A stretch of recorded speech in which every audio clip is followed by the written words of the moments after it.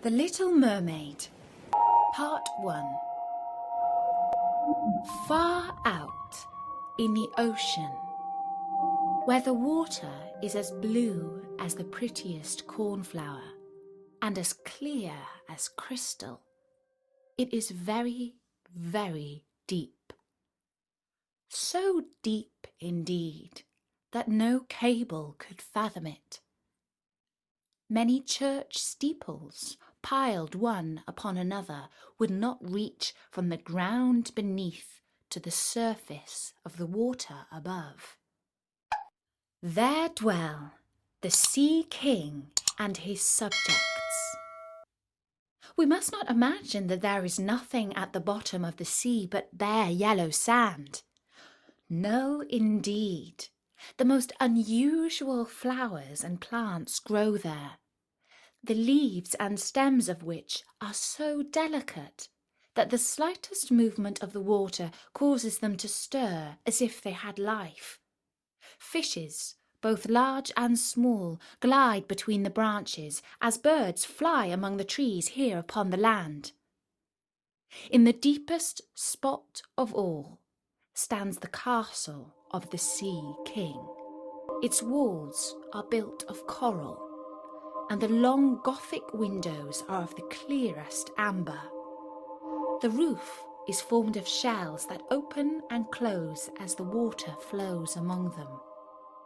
Their appearance is very beautiful, for in each lies a glittering pearl, which would be fit for the diadem of a queen. The Sea King's queen had died many years before, and his aged mother kept house for him. She was a very wise woman, and exceedingly proud of her high birth. On that account she wore 12 oysters on her tail, while others, also of a high rank, were only allowed to wear 6. She was, however, deserving of very great praise, especially for her care of the little sea princesses, her granddaughters. They were 6 beautiful children, but the youngest was the prettiest of them all. Her skin was as clear and delicate as a rose leaf, and her eyes as blue as the deepest sea. But like all the others, she had no feet, and her body ended in a fishtail. All day long they played in the great halls of the castle, or among the living flowers that grew out of the walls. The large amber windows were open, and the fish swam in, just as the swallows might fly into our houses when we open the windows, except that the fish swam up to the princesses, ate out of their hands, and allowed themselves to be stroked. Outside the castle there was a beautiful garden, in which grew bright red and dark blue flowers, and blossoms like flames of fire. The fruit glittered like gold, and the leaves and stems waved to and fro continually. The earth itself was the finest sand, but blue as the flame of burning sulphur. Over everything lay a peculiar blue radiance, as if it were surrounded by the air from above, through which the blue sky shone through, instead of the dark depths of the sea.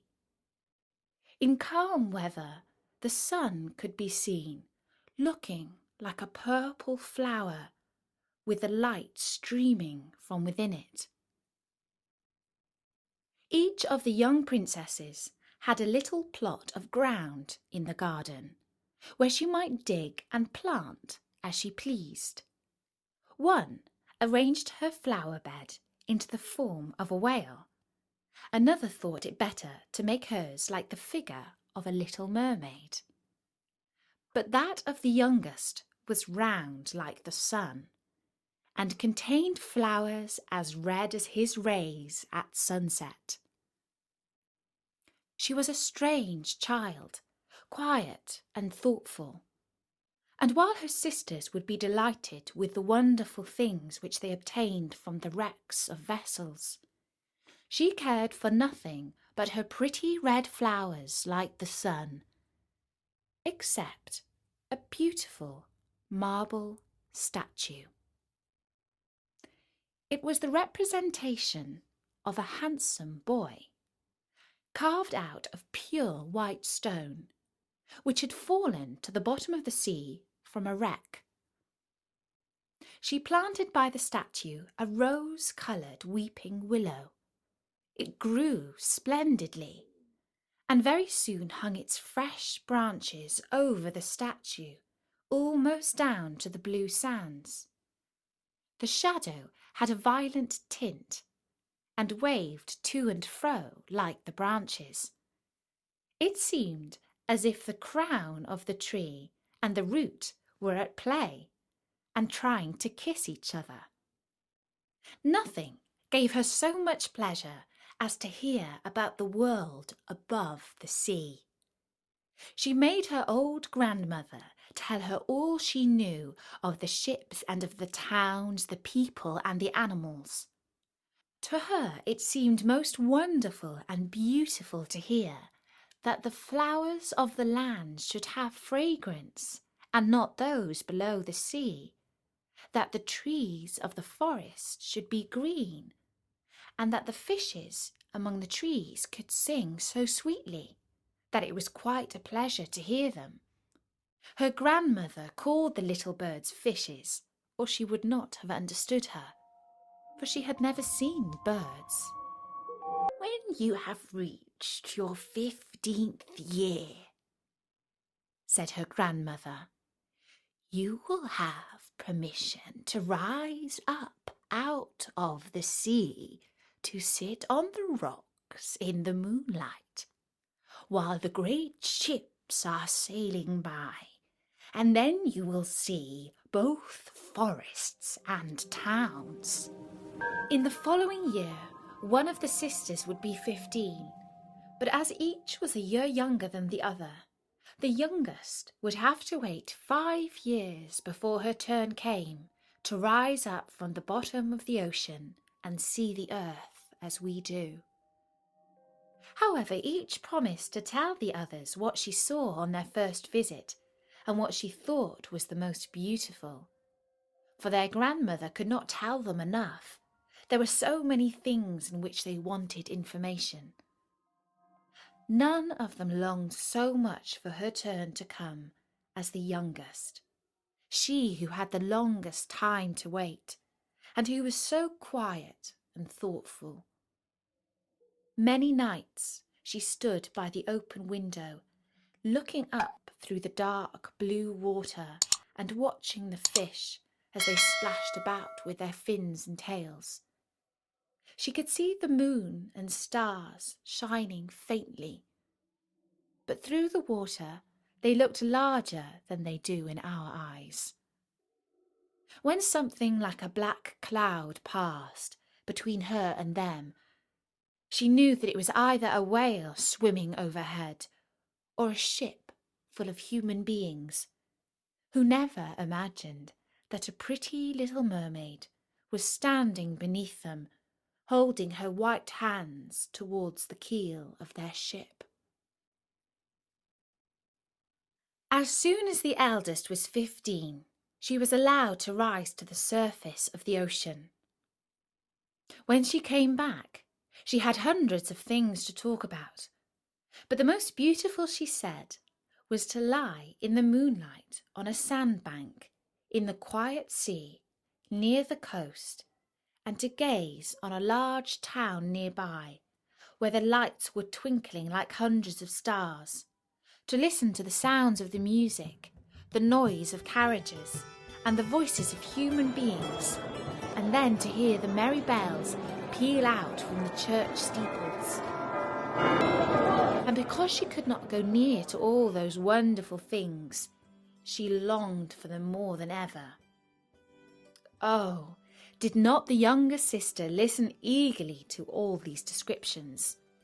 And afterwards, when she stood at the open window, looking up through the dark blue water, She thought of the great city with all its bustle and noise, and even fancied she could hear the sound of the church bells down in the depths of the sea. When first the sisters had permission to rise to the surface, they were each delighted with the new and beautiful sights they saw. But now, as grown-up girls, they could go where they pleased, and they had become indifferent about it. They longed for their life under the surface of the water, and after a month had passed, they said it was much more beautiful down below and pleasanter to be at home. Yet often, in the evening hours, the 5 sisters would twine their arms round each other and rise to the surface in a row. They had more beautiful voices than any human being could have, and before the approach of a storm, and when they expected a ship would be lost, they swam before the vessel, and they sang sweetly of the delights to be found in the depths of the sea, and begging the sailors not to fear if they sank to the bottom. But the sailors could not understand the song, and they took it for the howling of the storm.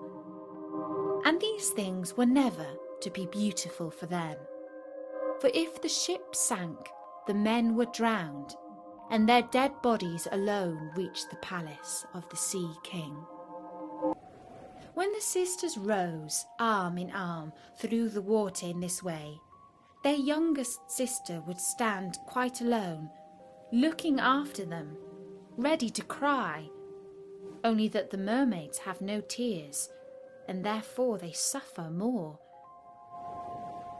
"Oh, were I but 15 years old," said she. "I know that I shall love the world up there, and all the people who live in it." And that's the first part of The Little Mermaid by Hans Christian Andersen. Soon I will tell you how the Little Mermaid reached her 15th birthday and was allowed to go up to the surface of the sea, and how she saved a prince from drowning. I do hope you will drop by soon and hear the rest of the story. Bye bye!